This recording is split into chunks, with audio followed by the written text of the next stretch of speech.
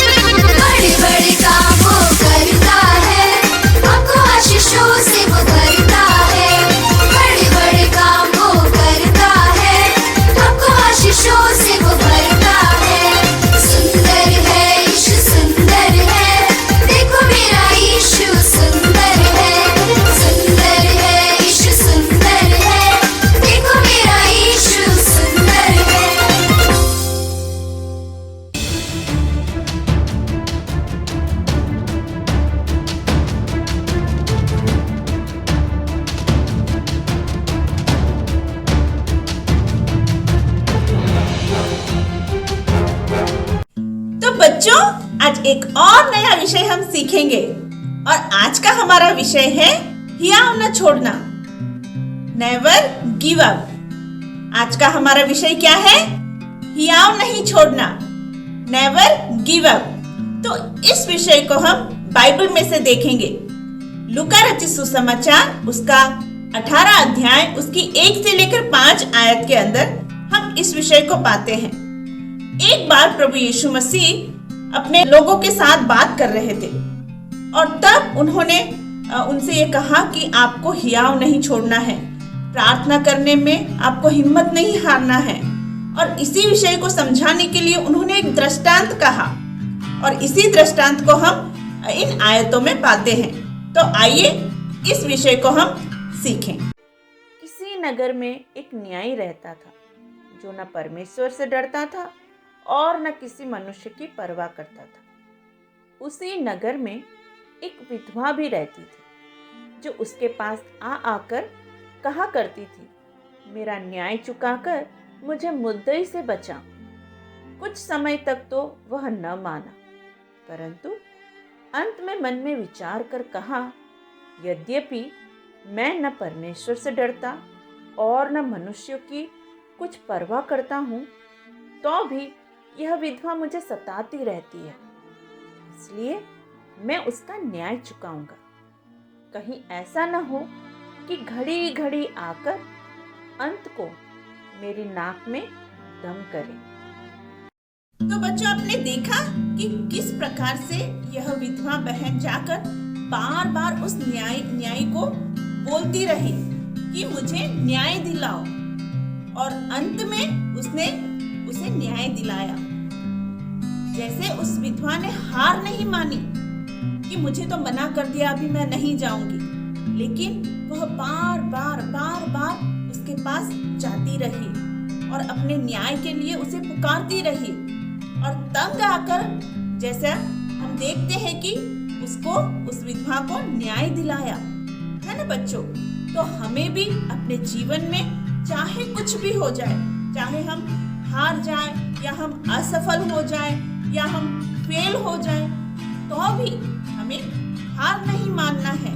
हमें प्रयत्न करते ही रहना है ताकि हम सफलता को पाए, है ना। जैसे इस विधवा रेखा को अंत में न्याय मिला, उसी के लिए तो वो बार बार उसके पास जा रही थी, है ना। हमें जो लक्ष्य पाना है उसके लिए हमें प्रयत्न करते ही रहना है, हमें हार नहीं मानना है बच्चों। ये बात आप हमेशा याद रखना, ठीक है बच्चों। तो आइए हम सब मिलकर इस आयत को याद करें। यहोशू 1:9। क्या मैंने तुझे आज्ञा नहीं दी? क्या मैंने तुझे आज्ञा नहीं दी? हिया बांधकर दृढ़ हो जा। हिया बांधकर दृढ़ हो जा। भय न खा। भय न खा। और तेरा मन कच्चा न हो। और तेरा मन कच्चा न हो। क्योंकि जहाँ जहाँ तू जाएगा। क्योंकि जहाँ जहाँ तू जाएगा। वहाँ वहाँ तेरा परमेश्वर यहोवा। तेरा परमेश्वर यहोवा तेरे संग रहेगा। तेरे संग रहेगा। क्या आप सब मेरे साथ एक और बार बोलेंगे? यहोशू 1:9। क्या मैंने तुझे आज्ञा नहीं दी? क्या मैंने तुझे आज्ञा नहीं दी?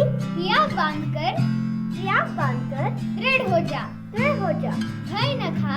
भय न खा। और तेरा मन कच्चा न हो। और तेरा मन कच्चा न हो। क्योंकि जहाँ जहाँ तू जाएगा। क्योंकि जहाँ जहाँ तू जाएगा। वहाँ वहाँ तेरा परमेश्वर यहोवा। तेरा परमेश्वर यहोवा तेरे संग रहेगा। तेरे संग रहेगा। फिलिप्पियों 4:13। जो मुझे सामर्थ देता है उसमें मैं सब कुछ कर सकता हूँ। क्या आप सब मेरे साथ एक और बार बोलेंगे? फिलिप्पियों 4:13। जो मुझे सामर्थ देता है उसमें मैं सब कुछ कर सकता हूँ।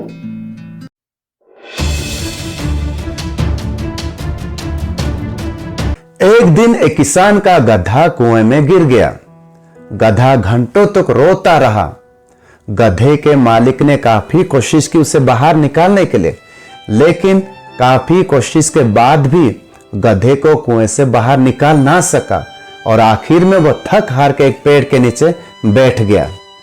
कुछ देर बैठने के बाद गधे के मालिक ने सोचा, इस गधे को बचाने का कोई तरीका नहीं है, अब मुझे इसे दफना देना चाहिए ताकि कोई और जानवर इसे ना खाए। उसने अपने सभी पड़ोसियों को उसकी मदद करने के लिए बुलाया। वे सभी फावड़ा पकड़कर कुएं में गधे के ऊपर मिट्टी डालने लगे। तब गधे को एहसास हुआ कि क्या हो रहा है और वह बुरी तरह से रोया। फिर वह शांत हो गया और कुछ सोचने लगा, लेकिन सब लोग लगातार गधे के ऊपर मिट्टी डालते रहे। कुछ समय के बाद किसान ने कुएं में देखा तो गधा कुछ अद्भुत कर रहा था। जो मिट्टी गधे की पीठ पर गिरती थी वो उसे हिला के झाड़ देता था और एक कदम आगे उठा लेता था और उस मिट्टी के ऊपर खड़ा हो जाता था। जैसे जैसे किसान के पड़ोसी गधे के ऊपर मिट्टी डालते थे वह उसे हिला के झाड़ देता था और एक कदम आगे उठा लेता था और उस मिट्टी के ऊपर खड़ा हो जाता था। बार बार गधा ऐसा ही करता रहा।